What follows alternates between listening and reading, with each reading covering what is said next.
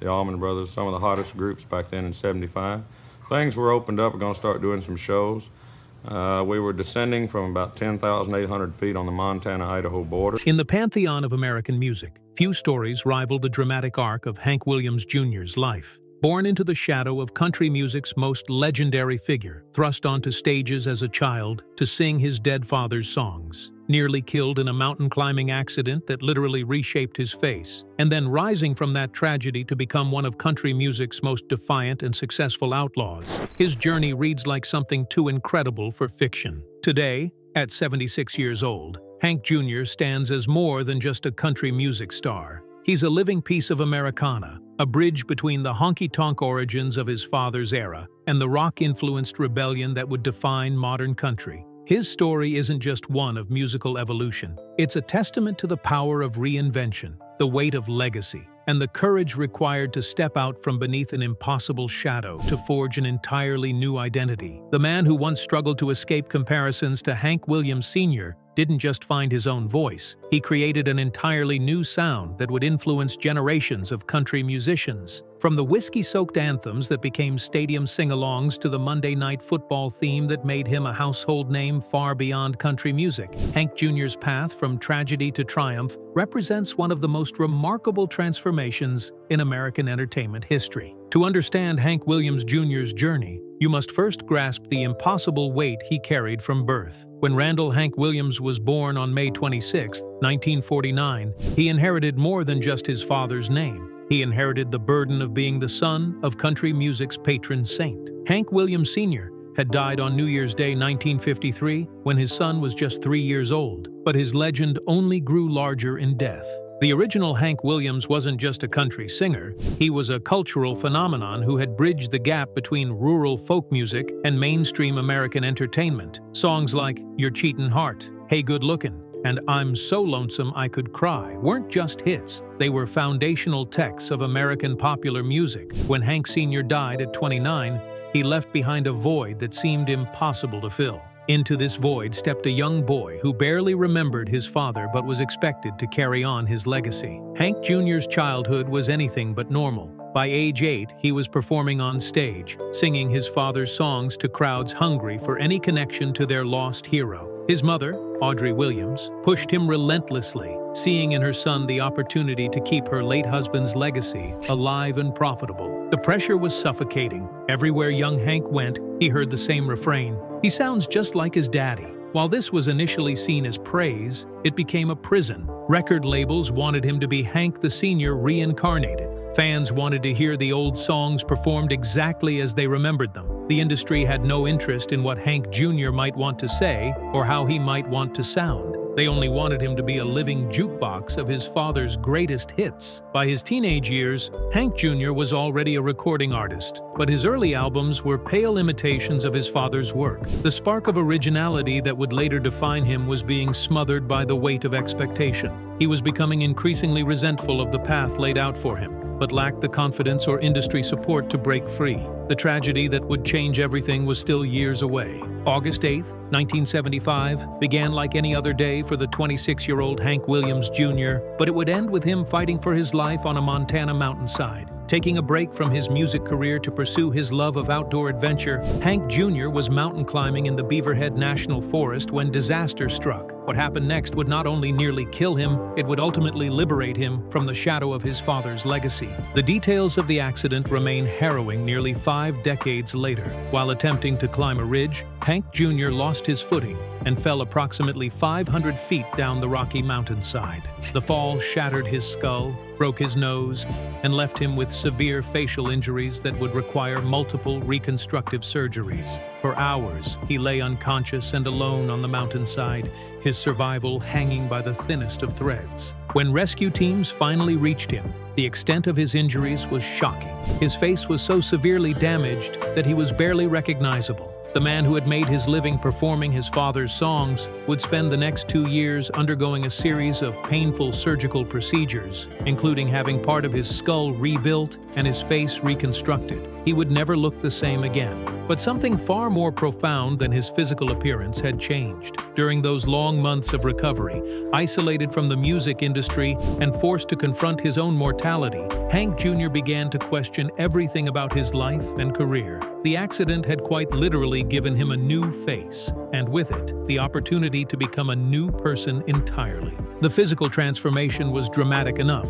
Gone was the clean-cut young man who had dutifully performed his father's songs in traditional country attire. In his place emerged a bearded, scarred survivor whose weathered features told a story of pain and perseverance. But the psychological transformation was even more significant. The man who climbed that mountain was Hank Williams I's son. The man who survived the fall was ready to become Hank Williams Jr. When Hank Jr. returned to music in the late 1970s, he was no longer interested in being his father's tribute act. The near-death experience had given him a clarity and confidence that had been missing from his earlier work. He began experimenting with a sound that blended traditional country with southern rock, blues, and a rebellious attitude that would become his trademark. The transformation wasn't immediate or universally welcome. Country music purists were shocked when Hank Jr. began incorporating electric guitars, drums, and rock-influenced arrangements into his music. His appearance had changed dramatically. The clean-cut performer had been replaced by a bearded, sunglasses-wearing rebel who looked more like a southern rock star than a traditional country singer. His first major statement of independence came with the 1979 album Whiskey Bent and Hellbound. The title track alone announced that this was not the same artist who had spent his youth imitating his father. This was raw, honest, and unapologetically personal music that drew from his own experiences of pain, survival, and redemption. The album was both a commercial success and an artistic declaration of independence. Songs like A Country Boy Can Survive became anthems for a generation of Americans who felt disconnected from mainstream culture. Hank Jr.'s music spoke to rural communities, blue-collar workers, and anyone who felt like an outsider. His lyrics celebrated self-reliance, traditional values, and a defiant independence that resonated far beyond country music's traditional audience. The musical transformation was matched by a complete reinvention of his image. Gone were the traditional country outfits, replaced by leather, denim, and his signature sunglasses and cowboy hat. He embraced the outlaw persona that had been pioneered by artists like Willie Nelson and Waylon Jennings, but made it entirely his own. Where other outlaws might have been smooth rebels, Hank Jr. was a scarred survivor whose very presence testified to his authenticity. Throughout the 1980s and 1990s, Hank Williams Jr. established himself as one of country music's most successful and distinctive artists. His blend of country,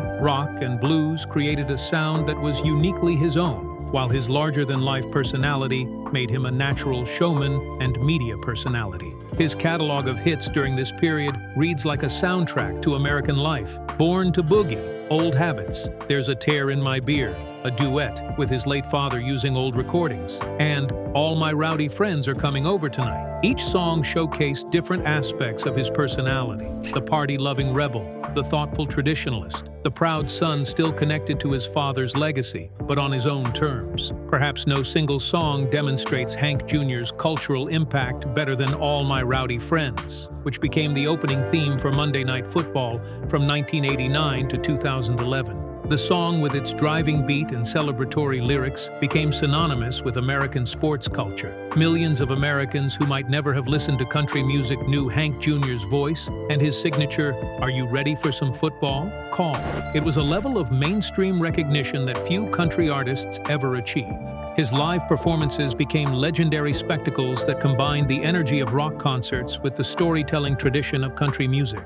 Hank Jr. wasn't just performing songs, he was leading celebrations, bringing together diverse audiences united by his music's themes of independence, survival, and good-natured rebellion. His concerts became gatherings of like-minded Americans who saw in him a reflection of their own values and experiences. The commercial success was unprecedented for a country artist of his era. He scored numerous #1 hits on the country charts, sold millions of albums, and became one of the highest-grossing touring acts in any genre. More importantly, he had achieved something that had seemed impossible in his youth. He had stepped out from his father's shadow while still honoring that legacy. By the 1990s, Hank Williams Jr. had evolved beyond being simply a country music star. He had become a cultural icon who represented a particular vision of American identity. His music spoke to themes that resonated deeply in American culture: self-reliance, traditional values, skepticism of authority, and pride in working-class identity.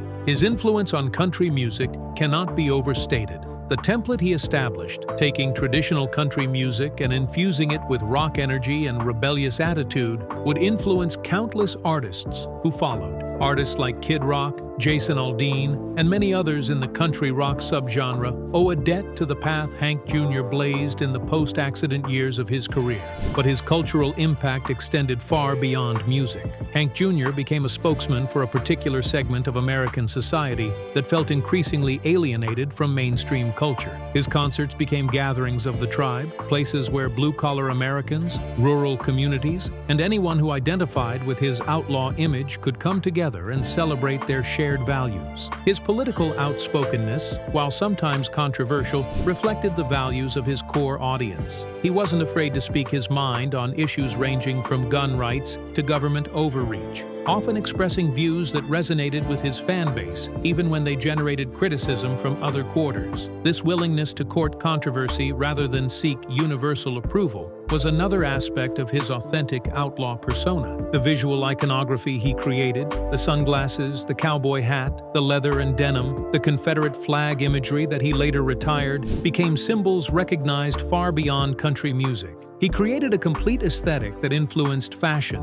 marketing, and the broader cultural understanding of what a country music rebel should look like and sound like. One of the most remarkable aspects of Hank Jr.'s story is how he managed to both honor his father's legacy and establish his own independent identity. Rather than being crushed by the weight of expectation, he found ways to incorporate his father's influence while making it clear that he was his own artist with his own message. His relationship with his father's memory evolved over the years from resentment to acceptance to celebration. Songs like "There's a Tear in My Beer," which used old vocal recordings of his father, showed that he could collaborate with his father's legacy while still maintaining his own artistic integrity. He found ways to be Hank Williams' the first son without being his imitator. The Williams family musical legacy continues through Hank Jr.'s own son, Hank Williams III, who has carved out his own niche in punk country fusion, proving that musical rebellion is indeed a family trait. The three generations of Williams musicians represent different eras and styles of American music, but all share a commitment to authenticity and artistic independence. Hank Jr.'s influence on his contemporaries and successors is visible throughout country music and beyond. Artists from diverse backgrounds have cited him as an influence, recognizing both his musical innovations and his demonstration that it's possible to honor tradition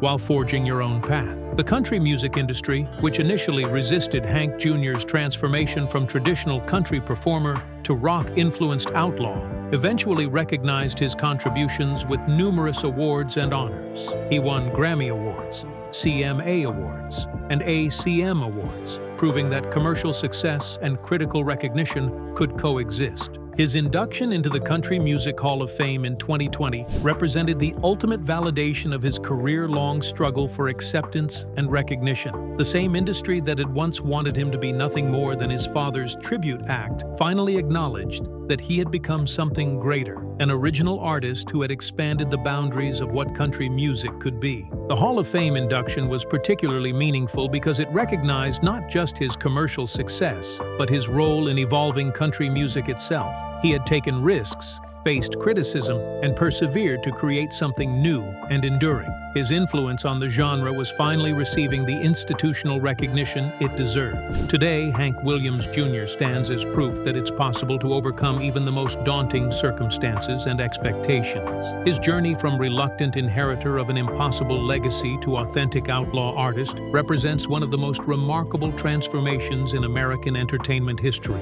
The accident that nearly killed him in 1975 ended up saving him as an artist. The physical transformation forced by his injuries became a metaphor for the creative transformation he needed to undergo. He couldn't be his father's son anymore. literally or figuratively, so he became himself.